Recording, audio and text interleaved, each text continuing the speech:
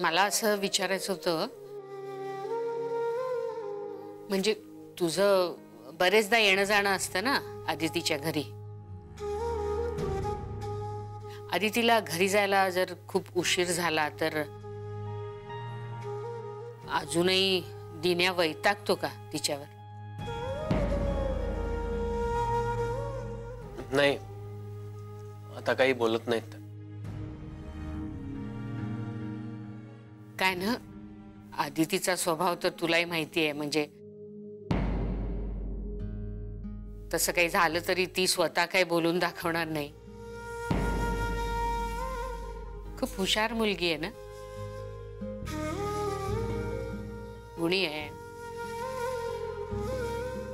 त्यामुळे अविनाश खूप जास्त जबाबदारी टाकतो तिच्यावर, बरीच कामं सांगतो तिला. ती कशालाच नाही म्हणत नाही, करत राहते. मग कधी तिच्यावर खूप वर्कलोड येतंय असं काही म्हणली का तुला?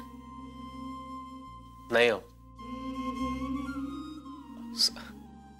असं कधीच नाही म्हणाली ती. मुळात ती सगळ्या गोष्टी ऍक्सेप्ट करते आणि अविनाश सरांबद्दल खूप रिस्पेक्ट आहे तिला, सगळ्यांनाच. हो ना.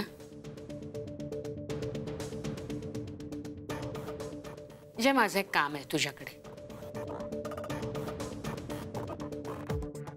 म्हणजे खरं तर हे मी अदितीशीच बोलणार होते, पण तिच्याशी थेट कसं बोलावं हा थोडा प्रश्न पडलाय मला.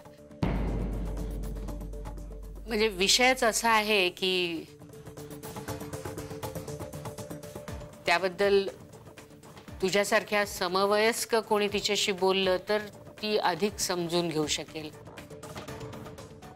असं मला वाटतं. तुमची छान मैत्री आहे ना,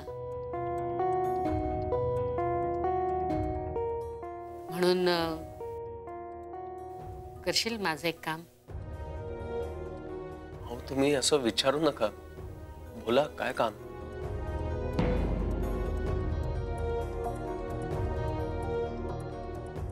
अदितीच्या आयुष्यात काय घडलं हे आपल्याला सगळ्यांनाच माहित आहे.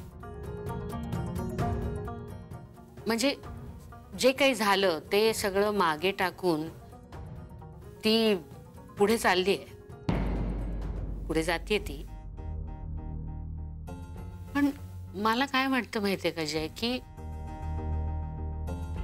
नुसतं आयुष्य जगणं हे वेगळं आणि आयुष्य आनंदाने जगणं हे वेगळं, नाही का?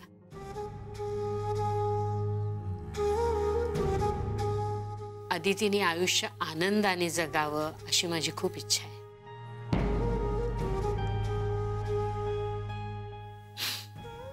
मी आता मुद्द्याचं बोलते. अविनाश बद्दल अदितीच्या मनात काय आहे हे जरा तू विचारशील?